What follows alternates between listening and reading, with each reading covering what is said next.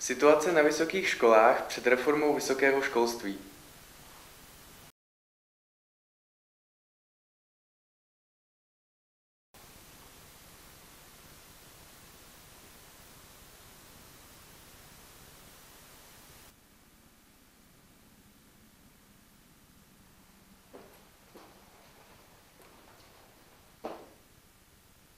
Dobrý den, studenti. Slyšte, co váš mrzký pedagog dnes vše stihl.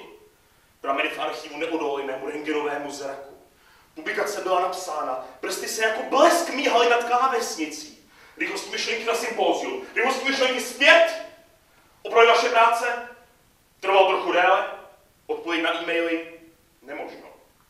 Leč máme teprve 10, že? Ještě jednou vás vítám na dnešní přednášce s názvem Psychologický rozbor pozice centuria v armádě pozdní Římské republiky.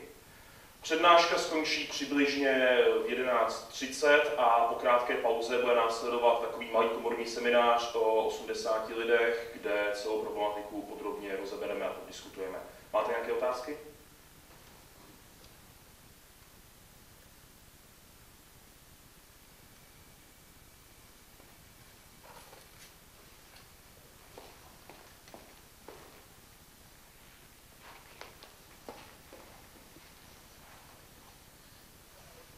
Máme nedostatek prostředků ze státního rozpočtu, což nám brání v zasazování se o ideální podobu vysokého školství.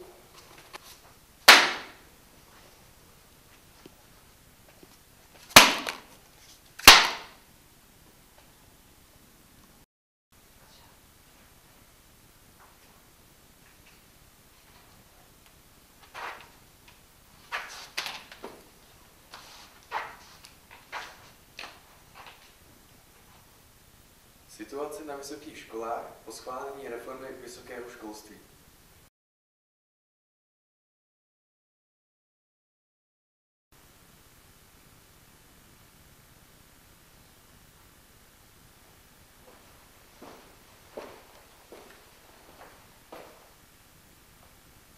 Dobrý den, studenti. Slyšte, co váš mrzký pedagog za celý den stihl. Prameny v archivu neuniklinému rentgenovému zraku. Publikace byla napsána a prsty se jako blesk míhaly nad klávesnicí. Rychlostní myšlenky na sympózium, rychlostní myšlenky zpět. Opravdu vaše práce? Trvalo trochu déle. A odpověď na e-maily? Stále nemožno. Ale máme 90. že? Ještě jednou vás vítám na dnešní přednášce, která nese název Psychologický rozbor pozice centuria v armádě pozdní Římské republiky.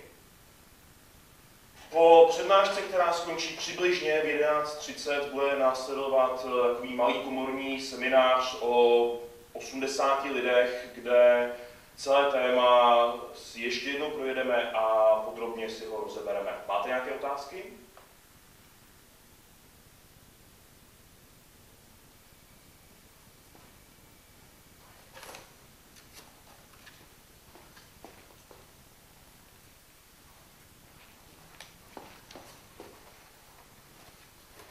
Máme nedostatek prostředků ze státního rozpočtu, což nám brání v zasazování se o ideální podobu vysokého školství.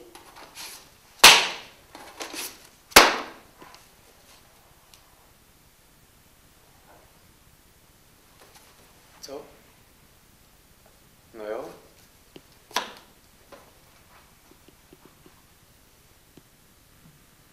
Předkládaná reforma vysokého školství neřeší problémy na vysokých školách.